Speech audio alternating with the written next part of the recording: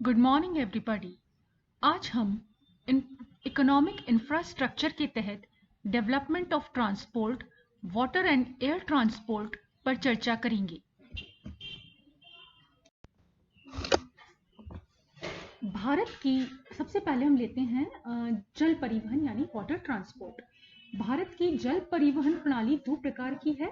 पहली आंतरिक जल परिवहन और दूसरी तटीय और सामुद्रिक जल परिवहन। आंतरिक जल परिवहन के लिए गहरी नदियों और नहरों का प्रयोग किया जाता है। इसलिए जहां इस परिवहन प्रणाली में मुख्य रूप से नाव और स्टीमर आती हैं, वहां सामुद्रिक और तटीय जल परिवहन के लिए स्टीमर और जलपोतों का उपयोग किया जाता है। आंतरिक और सामुद्रिक जल परिवहन प्रणालियों की समस्याएं भिन्न भिन्न हैं, इसलिए हम इनको अलग-अलग इनके बारे में चर्चा करेंगे। सबसे पहले हम लेते हैं आंतरिक जल परिवहन यानी इनलैंड वाटर ट्रांसपोर्ट। भारत में रेल और मोटर परिवहन के विकास से पहले बड़े पैमाने पर नदियों का प्रयोग यातायात के लिए किया जाता था। पिछले 100 वर्षों में भारत में आंतरिक जल परिवहन के महत्व में कमी हुई है। कुल परिवहन व्यवस्था में आंतरिक जल परिवहन का कितना कम महत्व रह गया है, यह इस बात से सिद्ध हो जाता है कि आंतरिक जल परिवहन के माध्यम से 2010-11 में केवल 790 लाख टन माल की ढुलाई हुई है। आंतरिक जल परिवहन की सीमित भूमिका के कारण उसका कुछ विशिष्ट क्षेत्रों तक सीमित रहना है। जहां रेलवे व सड़क परिवहन का प्रसार पूरे देश भर में है, वहां जल परिवहन केवल कुछ क्षेत्रों तक सीमित है। जैसे पूर्वी क्षेत्रों में गंगा, उत्तर पूर्वी क्षेत्र में ब्रह्मपुत्रा, गोवा के जलमार्ग तथा केरल, कर्नाटक, आंध्र प्रदेश और महाराष्ट्र के कुछ जलमार्ग। इस समय भारत में आंतरिक जल मार्गों की लंबाई 14,544 किलोमीटर है, जिसमें से मुख्य नदियों के केवल 5,200 किलोमीटर तथा नहरों के केवल 485 किलोमीटर जल मार्ग का प्रयोग यंत्रीकृत जल यानों यानी मैकेनाइज्ड क्राफ्ट्स के लिए किया जा सकता है। दूसरी समस्या यह है कि भारत में जल मार्गों की संभाव्य का कई कारणों से पूर्ण उपयोग नहीं हो पाता है। जैसे कई नदियों में पानी की गहराई कम है, गर्मियों में नदियां सूख जाती हैं तथा नदियों के तट जलयानों के रुकने के लिए उपयुक्त नहीं है। तीसरे, रेल व सड़क परिवहन की तुलना में आंतरिक जल परिवहन कुल मिलाकर महंगा पड़ता है। उसका प्रयोग तभी हो सकता है जब वस्तुओं का मूल्य कम तथा मात्रा व आकार बड़ा हो, जिन स्थान से माल ले जाना हो और एवं जो गंतव्य स्थान हो, दोनों ही नदियों के किनारे स्थित हो। देश में आंतरिक जल परिवहन के विकास की बात करें तो उसको प्रोत्साहित करने के लिए राष्ट्रीय जलमार्ग नेशनल वाटरवेज की संकल्पना 1982 में दी गई। वर्तमान में देश में 5 जलमार्ग हैं जिन्हें राष्ट्रीय जलमार्ग घोषित किया गया है। ये है गंगा हल्दिया से इलाहाबाद, ब्रह्मपुत्र ढबरी से साडिया, पश्चिम तट नहर कोटापुरा से कोल्लम और गोदावरी नदी व कृष्णा नदी का हिस्सा, फिर ब्राह्मणी नदी और महानदी का कुछ हिस्सा। इन जलमार्गों के विकास की जिम्मेदारी भारतीय आंतरिक जलमार्ग प्राधिकरण inland waterways authority of India पर है और IWAI जो है ये के अलावा केंद्रीय स्तर पर आंतरिक जल परिवहन विकास में केंद्रीय आंतरिक जल परिवहन central inland water transport corporation में भी महत्वपूर्ण भूमिका निभाता है। फिर भारत सरकार ने आंतरिक जल परिवहन को प्रोत्साहित करने के लिए 2001 में आंतरिक जल परिवहन नीति इनलैंड वाटर ट्रांसपोर्ट पॉलिसी की घोषणा की।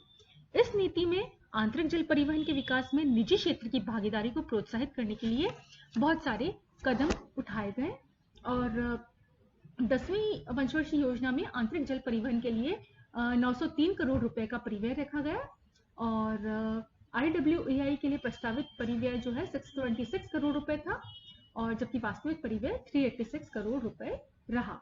और 11वीं पंचवर्षीय योजना में अगर हम देखें तो मौजूदा जलमार्गों पर उपयुक्त जो है आधारिक संरचना बनाने का प्रस्ताव किया गया ताकि उनका बेहतर उपयोग किया जा सके।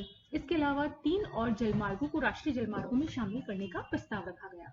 तो ये तो था आपका इनलैंड वाटर ट्रांसपोर्ट यानी आंतरिक जल परिवहन। अब हम देखते हैं तटीय और समुद्रिक जल परिवहन। देखिए, जो अगर हम देखें तो स्वतंत्रता से पहले औपनिवेशिक शासनकाल में सामुद्रिक और तटीय परिवहन भारतीय कंपनियों के हाथ में नहीं के बराबर था और पिछले अगर हम 6 दशकों में देखें तो भारतीय जहाजी कंपनियों की जो क्षमता है उसमें नियमित रूप से वृद्धि हुई है, और स्वतंत्रता प्राप्ति के बाद भारत सरकार में सरकारी प्रयास से सामुद्रिक और तटीय परिवहन का विकास हुआ है।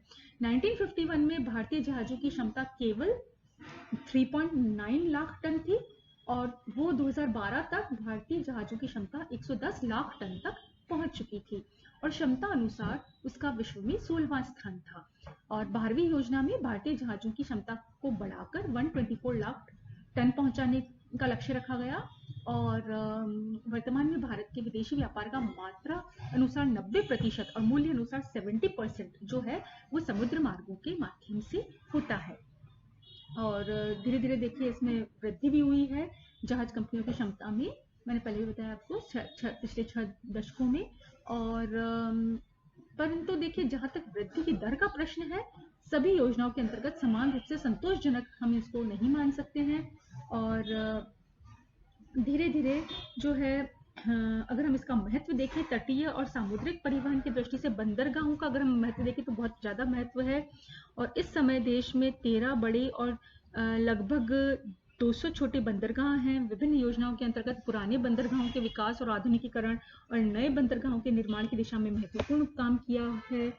और 1950 में केंद्रीय और राज्य सरकारों के बंदरगाहों के विकास के बारे में सलाह देने के लिए राष्ट्रीय बंदरगाह बोर्ड, नेशनल हार्बर बोर्ड की स्थापना की गई। देश में बड़े बंदरगाहों के प्रबंध और विकास का उत्तरदायित्व केंद्र सरकार पर है।